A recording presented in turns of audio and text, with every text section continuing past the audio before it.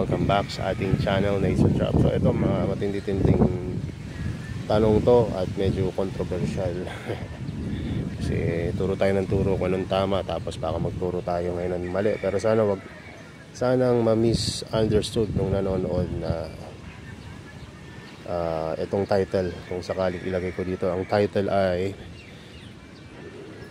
ang top water ay pwedeng pandilig sa carnivorous plant. So ang sagot ko dyan, pwede, pero wag lagi. Kasi kung top water lagi ang gagamitin mo, mataas po yan kesa sa ideal na ginagamit natin na pandilig, which is, ang sabi nga natin, the lower the better. Pero kung sasabihin niyo, sir, na pwede pala ang top water, i-explain nga natin. Sige, explain natin to. So alam nyo ba na ilang linggo or buwan na kaming gumagamit ng top water sa aming pagdidilig? Paano nyo naman sa inasabi kung wala kayong ebidensya na top water nga ang ginagamit nyo? So kuha tayo ng TDS meter ngayon at sukatin natin yung mga tubig na tayo dito. Unahin natin dito. So tingin ko mataas to, pero titingnan natin kasi didilig ko lang nito kanina, baka naman nag-adjust na dahil dinadiligan ko na. Ang tubig reading ay 40. Ayan o. 40 ba? Tama, 40. So mababa, di ba? Tingnan natin dun sa ating container na pinaglagyan ng tubig. Pinuno natin kanina. Ang reading niya ay 63.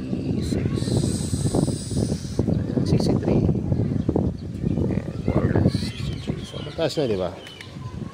Ang top dapat nga mas mababa, mas maganda. Kaya lang nagdagdag na tayo ng top water noong nakaraan. But ngayon, pagbaba ako, baka magdagdag ulit ako.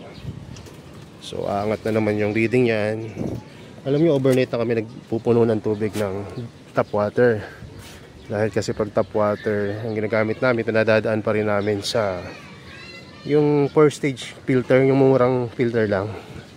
Yung tagwa 1.5 to 4.5 na filter na wala namang reverse osmosis na cartridge. Ayun yung ginagamit namin. So napipilter pa rin, pero hindi nababa yung TDS reading. So ayun yung ginagamit rin sa aquarium na para mawala yung chlorine doon sa top water. At actually dito ko pinili yan sa nagbibenta ng filter para sa mga nag-aalaga ng aquarium. Nagustuhan ko siya kasi stainless steel yung yung pagkakayari, kaya sabi ko matibay ito. Ayun, binili ko. So ngayon nagagamit ko siya pang refill ng aking tubig na konti na. So dinadagdag ko siya sa rainwater. Ang rainwater, ang reading niyan ay 20, around 20 more or less. So ngayon dinagdagan na natin ng top water, kaya tumaas na ng 60 plus. So kanina nga 70 nga yan eh. So mamaya tataas uli yan kasi dadagdagan ko uli ng top water. So dilig na tayo kasi kailangan ko na rin bumaba. So ayan, pag-usapan natin yan. Gaano katagal na pwede silang diligan ng top water? At advisable ba talaga na gawin yon? Sige, iwanagin natin na malinaw dito sa video na to. So ang sagot ko, pwede silang diligan ng top water, pero hangga't maaari, wag yung pure na top water. Ihalo nyo na lang sa reverse osmosis na tubig or distilled water or rainwater. Sabihin natin 1:1, parang sphagnum and perlite. 1 part na top water, 1 part na low ppm na water. Bakit mo gagawin yon? Para naman hindi ganun kataas yung reading ng iyong top water, mababa pa rin. So darating yung time na yung mixture mo na yon maaring maubos, as in ubos na, wala ka ng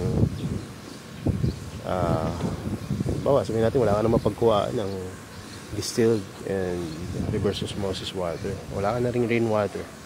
Pwede ba yung pure talaga na top water? So sasabihin ko po, pwede naman, pero wag sanang matagalan na puro top water yung ginagamit mo. Kasi pag puro tap water ang ginagamit mo, mapapansin mo rin yan, mas madaling magkaroon ng black traps. Pagka sa mga Venus flytrap, mas madaling mamatayan ng pitcher o sa mga pitcher plant kapag tap water ang gamit mo. Kasi mataas yung minerals niyan, hindi yan yung natural na kanilang gusto na tubig.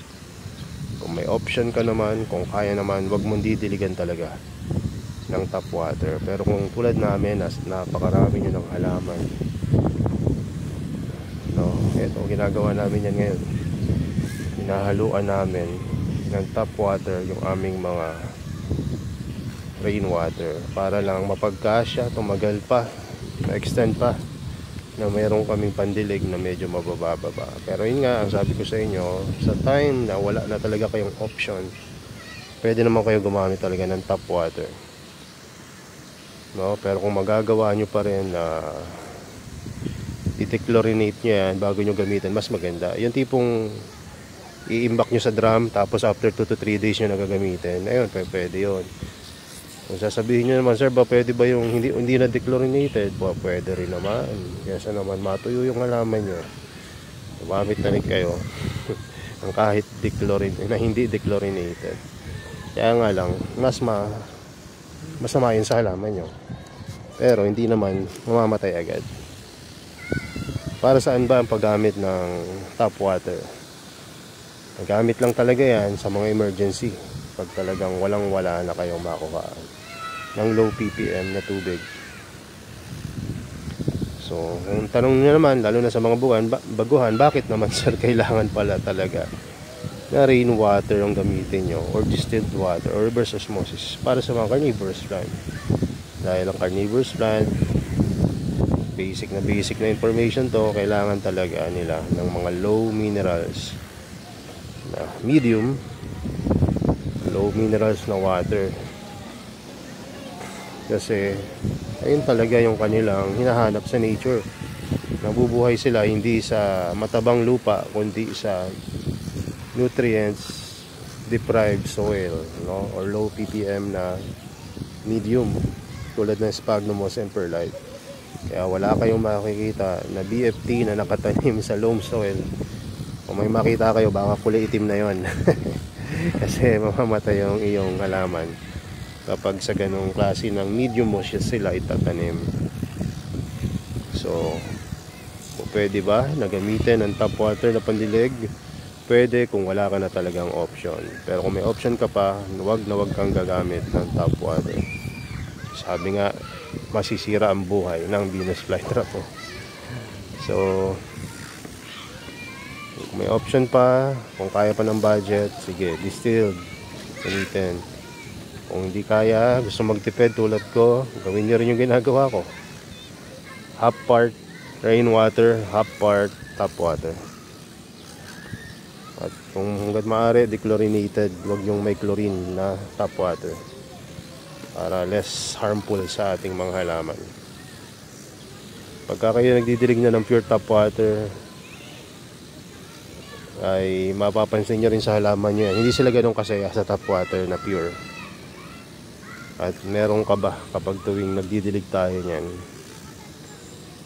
At madalas nakikita natin yung bad effect ng tap water kapag lagi natin ginagawa yan. Alam nyo kung paano ko nalalaman yan? Siyempre, lagi naman ako may nagdidilig ng tap water ngayon dito.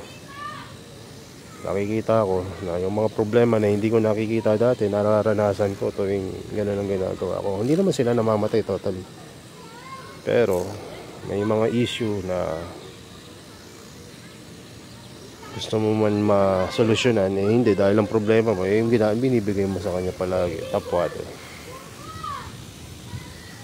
So, pag emergency, pwede tap water. Pero wag nyo pahayaan na matagal na puro tap water lang. Ang gulo, no? Ako rin, naguguluhan na rin ako. Eh kung magpapa-RO ba ako o magmimix ako lagi ng tubig pag kailangan. Mura rin lang naman ang RO kumpara sa mga plants na meron tayo dito. Kaya lang kasi ito yung aking ito yung nagtatalo sa isip ko palagi. Gusto ko laging low maintenance itong mga halaman ko. Kung mag-RO ako, maraming water waste. Yung water waste na yun, hindi ko alam kung pwede yung gamitin na panglaba, panghugas ng pinggan, o pang buhos na talaga ng CR yan. Kasi yung water waste sa RO, bawa 1 litrong RO na ma-produce ng RO filtration system mo, may 2 to 5 times na mas maraming water waste. Ibig sabihin, 2 hanggang 5 litrong water waste ang napoproduce sa galon o 1 litrong tubig. 1:2 to 1:5. Diba, ang daming water waste. Sino bang hindi manghihinayang doon? Kaya naisip ko nga, kaya gusto kong malaman doon sa kaibigan ko kung kaya niyang gawing RO na low maintenance pa rin at hindi ganun kamahal yung gagastusin. Kung RO na, mako-convert namin ng RO yung deep well dito sa amin. Kasi may deep well kami dito. Ang deep well lagi nagkakaroon yan. Regular yan, nare-refill yung tubig sa deep well. Kaya kahit na gawing RO yung deep well, kahit may water waste, no? So marirefill ng libre. At gusto pa nga ng deep well yan laging nababawasan siya ng tubig. Kasi mas lumilinaw yung tubig every time na binabawasan mo yung tubig yung balon. Kaya bakit hindi kaya pwedeng gawin yun? Na i-filter yung hard water deep well into RO. Makasali nga sa grupo ng mga water refilling station para matanong. Merong grupo yan, dati kasali ako dyan. Hindi ko lang naitanong yun, pero may nakita ako dati na yung kanyang water source ay deep well. Kaya lang, hindi naman mukhang RO yung kanyang filter na pinalagay. Parang yung 4 stage na malalaki. Nakita ko na yun. Madalas nyo rin makita yun. Pang inom, pang luto, okay yun. Yung 4 stage. Pero sa carnivorous plant, hindi pa siguro pasok sa bangayon kasi mataas pa rin ang minerals yun. Alam nyo ba, sa pagluluto, ideal pa yan, mga 400 to 500 ppm. Mas malasa pa daw ang mga lutuin or pagkain kapag ginamitan ng ganong kataas na minerals. Pero sa mga halaman natin, the lower the better.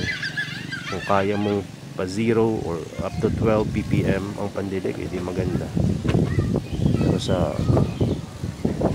pagkain, ang ideal talaga ay nandoon 200 to 400 yung range dating sa pagkain. Sa inumin naman, parang carnivorous plant rin tayo mas maganda sa atin yung low ppm para sa sistema natin, yung pag-filter ng katawan mo ng mga iniinom mo, kinakain mo, mas less yung stress sa katawan. So yun, kaya nga minsan nakakalito na rin.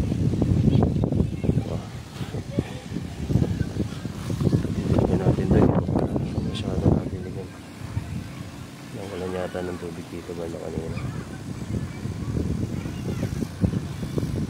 Sana hindi sumakit ang ulo ko kasi yung misis ko ng dilig nung kahapon, bumaba siya, naligo siya agad galing sa initan yun, sumakit yung ulo, nahihilo nga siya ngayon. Hindi naman mataas yung blood sugar niya, minasyon namin, wala rin naman siya kasing diabetes, pero pagkataka namin ba't siya nahihilo. Hindi naman siya mataas ang BP, normal na yung BP ko. Tingin ko sa matay kasi madalas rin siya mag-cellphone.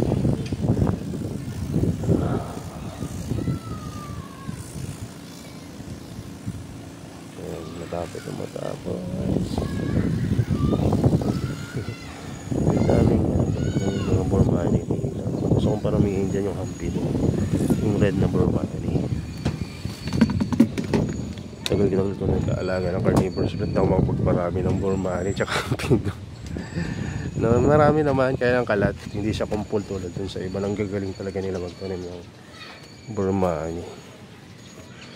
Anyway, thank you pala dun sa mga umorder sa ating Shopee store. Pasensya na, hindi ko na ipopost sa sa ating Facebook page. Busy tayo ngayon Ayan, pero yung ito, yung nakagawa tayo ng video ngayon, sana kahit papaano naka-catch up tayo sa mga nanonood dito sa YouTube channel. Pasensyahan nyo na yung content natin ngayon ha. Ang gusto ko talagang i-content yung pagre-replant, pagpo-propagate na itong Helianthera. Pero mukhang madedelay pa ng ilang linggo or buwan. Ay busy-busy na naman tayo nito. Maganda lang habang tumatagal, mas marami tayong ipopropagate. Kasi parami yung ating mga halaman dito.